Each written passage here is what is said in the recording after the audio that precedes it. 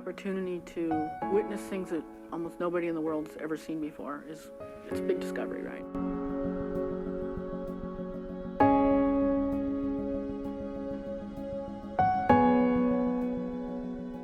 Whoa guys, this is going to be interesting. Scientists are saying it's ready to blow. Everything points towards this underwater volcano in Oregon or off the Oregon coast. Our friend Axial is ready to blow right now.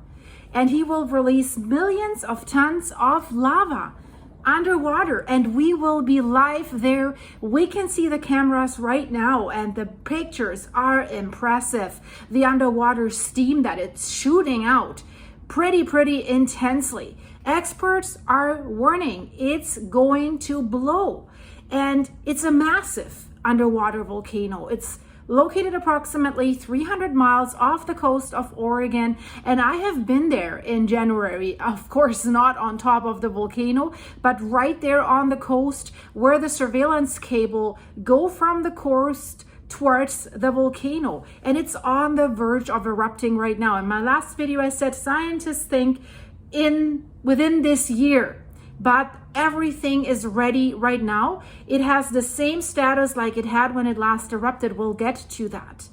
So for the first time, the public will be able to witness an underwater volcanic eruption live.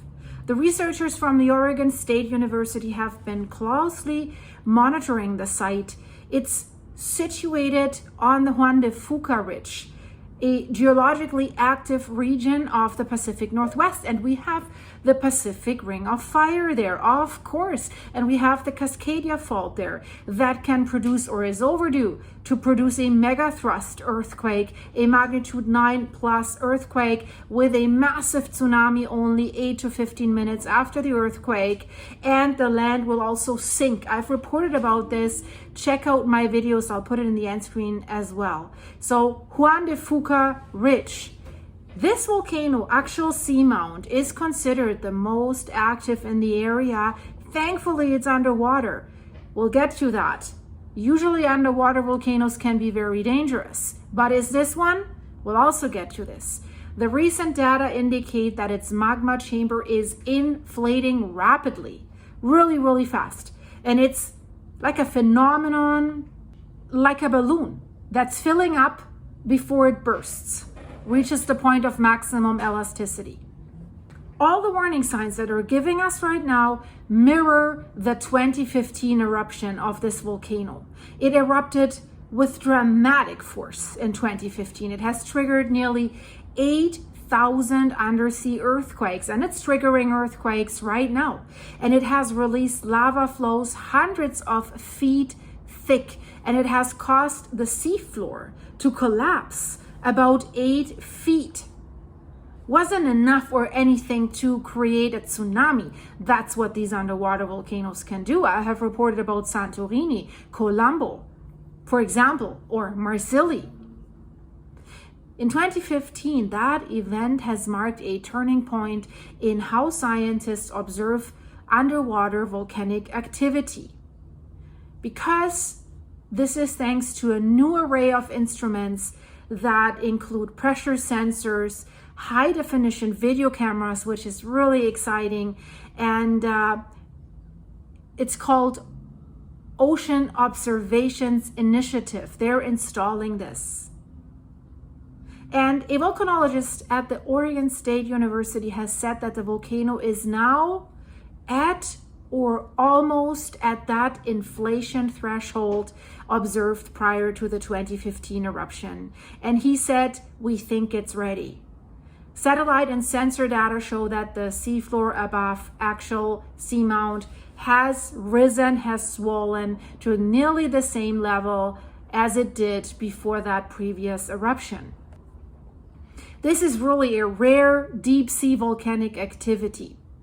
And to capture this looming eruption, scientists have installed a live camera, and you're seeing pictures of that right now throughout this video. That's a live camera feed that's near the summit of the volcano, and it really provides us with daily live streams through the Interactive Oceans website. And the stream focuses on a 14 feet tall hydrothermal structure. They call it the Mushroom. It's located in the Ashes vent field of Axial's western flank. That vent that we're seeing there in the videos, it sits right on top of an ancient lava flow, and it is surrounded by white bacterial mats and tube worms. So there's life down there. These are clear signs that hydrothermal activity and warm fluids are seeping through the cracks in the basalt. And I mean, what is heating that up? Absolutely clear. It's our buddy Axial. So experts describe Axial Seamount's behavior as similar to volcanoes in Hawaii, characterized by the gradual buildup of pressure between the eruptions. And they say that they tend to inflate like a balloon between the eruptions. And at Axial, the seafloor is actually rising, and that's what the scientists are saying is a big signal. And we also see increased seismic activity. That is also really direct signals to growing pressure. In the recent weeks, we have seen really a significant uptick in earthquakes and seismic activity beneath the volcano, and that suggests that the magma is pressing upward with increasing intensity. Magma wants to get to the surface because the magma chamber is full. And the frequency of underwater earthquakes currently at several hundred per day, we've had days with over 500, close to 1,000, is expected to surge to as many, and now sit down and listen, to as many as 10,000 earthquakes within 24 hours once the eruption begins. The scientists have first noticed these shifts in November 24. I have reported about this because at that time, the rate of the seafloor swelling began to accelerate again after slowing for several years. And they have conducted a study in 2024, and they have described the volcano in that study as suddenly woken up, marked by rapid changes in both its shape, but also in internal pressure dynamics. Does that sound familiar? That sounds like Campi Flegrei, guys. I'll put the video in the end screen. There's a massive earthquake storm going on right now. But let's get back to Axial. So if an eruption does occur, it's expected to release over 1 billion cubic feet of highly fluid lava. Well, that will look amazing if they're able to capture this with their camera. And scientists estimate that this lava would weigh millions of tons. So some lava flows could reach heights comparable to Seattle's Space Needle. And then there's a little bit of a risk should they collapse, because then they could create a tsunami. But scientists say so far there is no tsunami risk from Axial. No threat to humans, but a breakthrough for science. That's what they're saying. So despite its immense scale, an eruption from Axial Seamount poses no threat to coastal communities because there's so much weight of the ocean on it that kind of keeps it under control locally. So also the location far offshore, and as I said, deep beneath the ocean, renders it harmless to humans and without consequence for land-based seismic activity, for example. Yeah, it's rumbling around. There's the Juan de Fuca plate. Well, can shaking and rumbling like this trigger movements of the other plates / Cascadia fault? You can never rule that out. So far, I haven't heard any scientists say that they're worried about this. But of course, if something's locked and loaded, like the Cascadia fault, it's a subduction zone, and something's rumbling, of course it could set something free, but maybe it's not a big enough of a rumble, hopefully. But what's so stunning about this event, because now the scientists can study a submarine eruption in real time, and they say that Axial, they always call him Axel, the German word, Axial, is regarded by researchers as the best monitored submarine volcano in the world. He provides really valuable insights into how underwater eruptions behave and evolve. And that is important for areas that have dangerous underwater volcanoes like Colombo and Marsilli. So it's exciting. It's a submarine volcano in the Pacific Northwest and one of the most active. It really offers us a window into the shaping of the Earth's crust there. It pulses with a lot of volcanic energy and only 300 miles off the coast of Oregon. And it will show us an explosive eruption. How was this formed? That's very interesting, guys. So stay with me for that, because I think it's important to know that about Axial. It's part of the Axial Seamount chain. That's what it's called. And it was formed over millions of years as the Pacific plate drifted northwest over the stationary Cobb hotspot.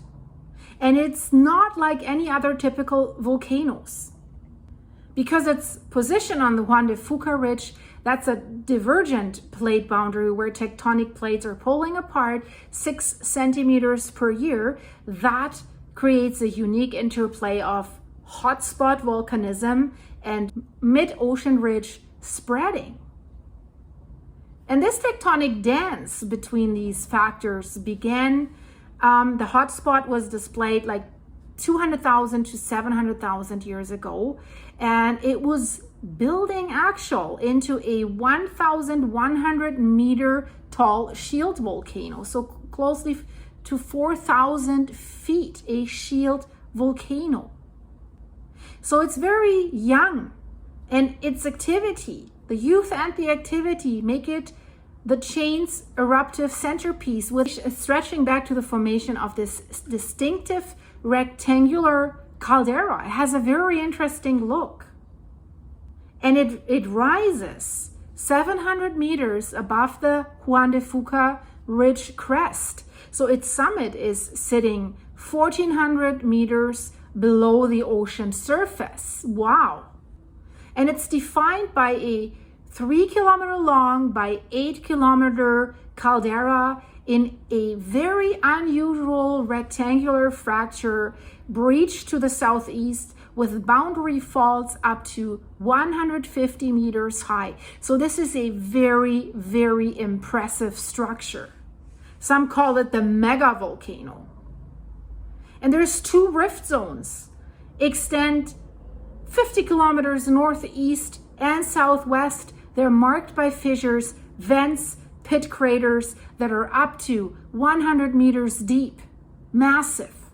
And all these zones are channeling magma, fueling effusive eruptions that produce lava flows rather than like super explosive blasts, like Kilauea's style. Since 410 CE, they think that over 50 lava flows have reshaped the seamount, with notable eruptions in 1998, in 2011, and 2015. When it erupted in 2015, the seafloor was dropping 10 feet, 3 meters, when the magma drained.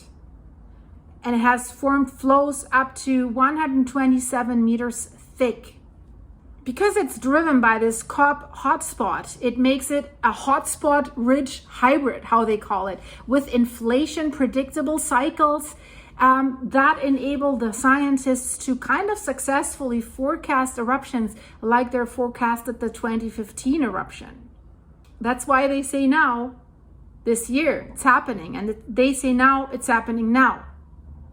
So Axial Seamount has hydrothermal vents that they call snowblower vents, where like mineral-rich fluids erupt into cold seawater, and that creates plumes like teeming with microbes. When there's an eruption happening, it wipes out these ecosystems, but they regenerate within months. That's what's so stunning. And really, that shows nature's resilience in extreme environments. So let me know, do you think this guy's fascinating? Did you like the pictures? If you did, leave me a like, share it with your friends. If you want to support the channel, I have a Buy Me a Coffee site. Link is in the description of this video. If you buy me a coffee, you can leave me a message and I will answer with a video message, and then you can video me back and we can see each other. I really think it's cool. That's why I'm advertising it here so much. And thank you for your supers. Thank you for becoming a monthly supporting member. And I hope to see you soon in another video. And in the meantime, guys, while we're waiting for Axial, check out the videos in the end screen. The world is rumbling and I hope you stay safe. Bye-bye.